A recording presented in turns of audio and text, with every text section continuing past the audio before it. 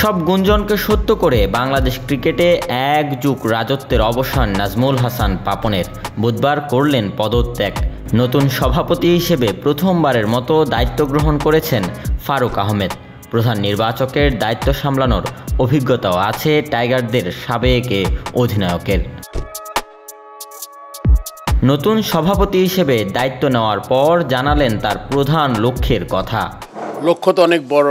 বাংলাদেশ প্রধান লক্ষ্য দেশের সম্মান বৃদ্ধি, উজ্জ্বল করা, দেশের মুখ প্লাস দ্য টিমকে একটা জায়গায় দেখতে চাই। তো সেক্ষেত্রে এটা তো একটা অনেক বড় একটা ব্যাপার, কীভাবে দেখব।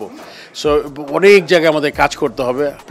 প্রধানতম দায়িত্ব হচ্ছে আমার যে ক্রিকেটকে এগিয়ে নিয়ে যাওয়া, দেশকে এগিয়ে নিয়ে যাওয়া। এটা যদি আমরা মাথায় রাখি বাংলাদেশ এবং বাংলাদেশ ক্রিকেট দল, তাহলে আমাদের কাজগুলো খুব সহজ হবে।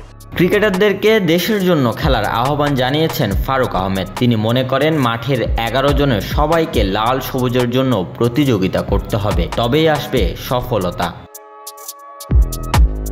ফারুক আহমেদ ১৯৯৩ থেকে ৯৪ মৌসুমে ছিলেন বাংলাদেশ দলের অধিনায়ক। খেলোয়াড়ি জীবনে অলরাউন্ডার হলেও ব্যাটিংয়ের জন্যই ছিলেন বেশি পরিচিত। দেশের জার্সিতে তাকে শেষবারের মতো দেখা গেছে ১৯৯৯ বিশ্বকাপে। এরপর ২ দফায় দায়িত্ব পালন করেন প্রধান নির্বাচকের।